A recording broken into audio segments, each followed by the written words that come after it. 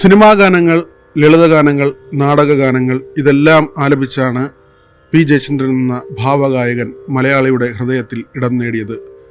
നമുക്കിപ്പം ഇപ്പോൾ ഉള്ളത് പ്രശസ്ത സംഗീതജ്ഞ പി വിനീതയാണ്. ഡോക്ടർ പി വിനീത നമുക്കിപ്പം ചേരുന്നു. വിമൻസ് കോളേജിലെ സംഗീത വിഭാഗം അധ്യാപികയാണ്. എങ്ങനെയാണ് അദ്ദേഹത്തെ ഓർത്തെടുക്കുന്നത്?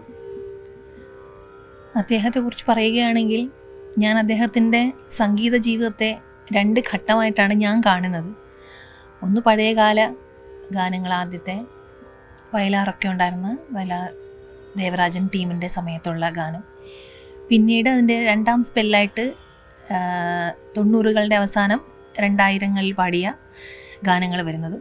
രണ്ടും വളരെ മിഴിവാർന്ന രീതിയിൽ അദ്ദേഹം പാടിയിട്ടുണ്ട്. പ്രായത്തിൻ്റെ ഒരു പരിമിതി ഭേദിച്ചുകൊണ്ടുള്ളൊരു ആലാപനമായിരുന്നു രണ്ടിലും. ഇതിലേതാണ് കൂടുതൽ മനോഹരം എന്നൊന്നും പറയാൻ കഴിയില്ല. രണ്ടും ഏറെ മനോഹരമാണ്.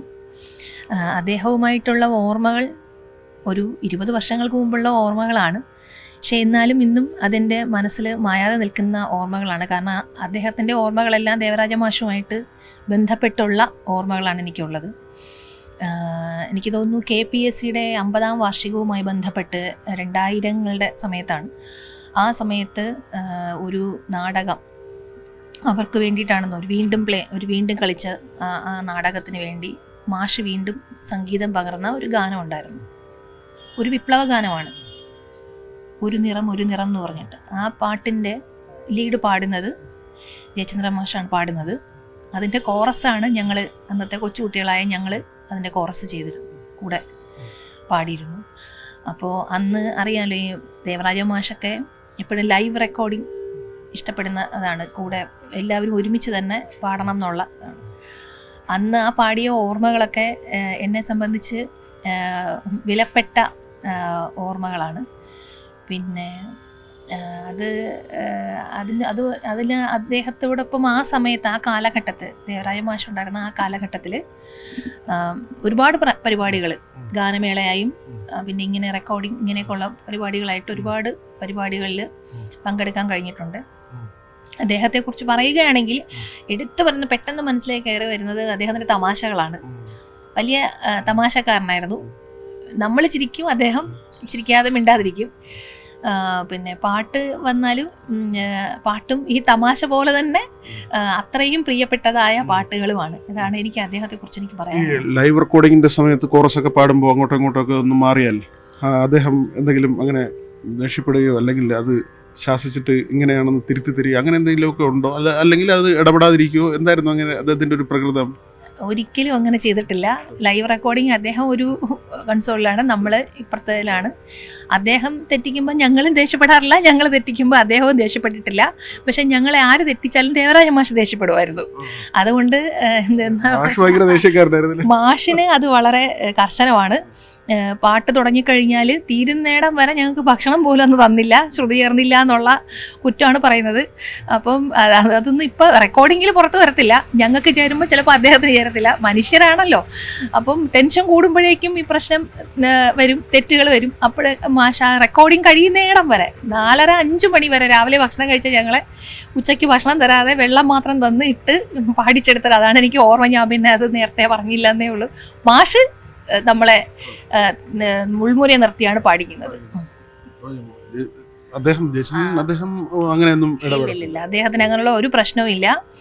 എറണാകുളത്തെ പ്രോഗ്രാം 2-3 പ്രോഗ്രാം എറണാകുളത്ത് മാഷ്ടെ തന്നെ പ്രോഗ്രാംസിന് നമ്മൾ അദ്ദേഹത്തിനോടൊപ്പം വർക്ക് ചെയ്തിട്ടുണ്ട്. അത് സ്റ്റേജിൽ ലൈവായിട്ട് പാടുന്നതാണ്. അന്നും നമ്മൾ എന്തെങ്കിലും തെറ്റിച്ചാലൊന്നും അദ്ദേഹത്തിന് പ്രശ്നമില്ല. അദ്ദേഹത്തിന് തെറ്റുമ്പോഴും അദ്ദേഹം വളരെ തമാശയായിട്ട് അദ്ദേഹത്തിൻ്റെ തെറ്റ് ഏറ്റെടുത്തുകൊണ്ട് പറ്റിപ്പോയി എന്നുള്ള രീതിയിൽ റിഹേഴ്സൽ സമയത്തൊക്കെ നിൽക്കുന്നുണ്ട്. നല്ലൊരു മനുഷ്യനായിരുന്നു. അദ്ദേഹത്തിനെ കുറിച്ചുള്ള ഓർമ്മകളെല്ലാം എനിക്ക് നല്ല ഓർമ്മകളാണ്. നല്ല പാട്ടും. നമുക്ക് 2 വരി പാടിയാലോ? അദ്ദേഹത്തിൻ്റെ സെക്കൻഡ് സ്പെല്ല് ഞാനങ്ങനെ 2ാമത്തെ ഘട്ടത്തിലെ പാട്ടിലൊരെണ്ണം രവീന്ദ്രൻ മാഷിൻ്റെ ഒരു പാട്ടാണ്. അത് ഞാൻ പാടാം. എൻ്റെ ഹൃദയത്തിൻ്റെ ഉടമ എന്ന സിനിമയിലെ പാട്ടാണ്. പോയി വരുവേനലേ എന്നു ചൊല്ലി പൂവാക തൂവാല വീശി പോയി വരുവേനലേ എന്നു ചൊല്ലി പൂവാക തൂവാല വീശി വേനലിൽ പൂക്കുന്ന ചില്ലകളിൽ താനിരുന്നാടുന്ന കിളികൾ പാടി വന്നണയാത്ത വസന്തം കന്നിമണ്ണിൻ്റെ പാഴ്ക്കിനാവല്ലേ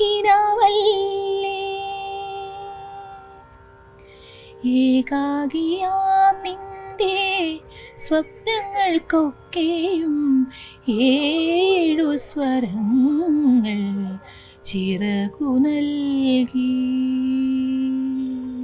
പക്ഷേ ഈ ചലച്ചിത്ര ഗാനങ്ങൾ പോലെ തന്നെ സിനിമാ പാട്ടുകൾ പോലെ തന്നെ ലളിതഗാന സംഗീതം നമ്മൾ ആകാശവാണിയൊക്കെ വഴി കേട്ടിട്ടുള്ള അല്ലെങ്കിൽ പിന്നീട് ദൂരദർശനിൽ കണ്ടിട്ടുള്ള അങ്ങനെയുള്ള ഗാനങ്ങൾ അതും വലിയ ചിരപ്രതിഷ്ഠ നേടിക്കൊടുത്തു അദ്ദേഹത്തിന്. അതെ അതെ അതെ, അതും എനിക്ക് തോന്നുന്നു രണ്ടാമത്തെ സ്പെല്ലിലാണ് അത് അങ്ങനെ ആ പാട്ട് വരുന്നത്. മാധുരി അമ്മയും ജയചന്ദ്രൻ മാഷും ഒക്കെ ചേർന്നിട്ട്, അതും ദേവരാജ മാഷിന്റെ പാട്ട് തന്നെയാണ്.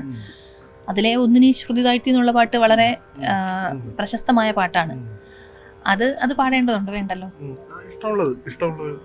ഞാൻ വിചാരിക്കുന്നു പഴയ കാലത്തെ ഒരു പാട്ട് വേണമെങ്കിൽ പാടാം. നമ്മളിപ്പോൾ ഒരെണ്ണം രണ്ടാം സ്പെല്ലല്ലേ. പഴയ കാലത്തിൽ എനിക്ക് വളരെ അദ്ദേഹത്തിൻ്റെ പാട്ടുകൾ എനിക്ക് ഒത്തിരി ഇഷ്ടമുള്ള പാട്ടാണ് ശ്രീനഗരത്തിലെ ചിത്രവനത്തിലെ എന്ന പാട്ട്. അത് വേണമെങ്കിൽ പാടട്ടെ.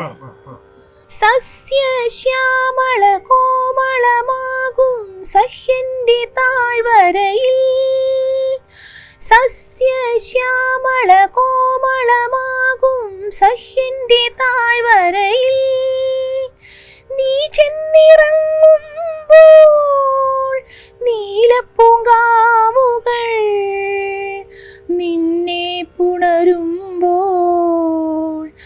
ആകെ തുടുക്കുമെൻ മലയാളത്തിൻ്റെ അഴകൊന്നു കണ്ടോട്ടെ.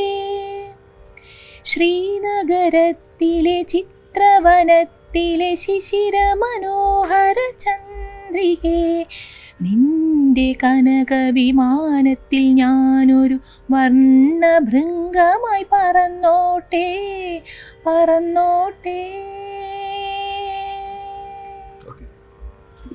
ഇങ്ങനെ മനസ്സുകളിൽ സ്നേഹം നിറച്ച് പാട്ടിൻ്റെ മാധുര്യം നിറച്ചാണ് ജയചന്ദ്രൻ എന്ന ഭാവഗായകൻ കടന്നു പോകുന്നത്.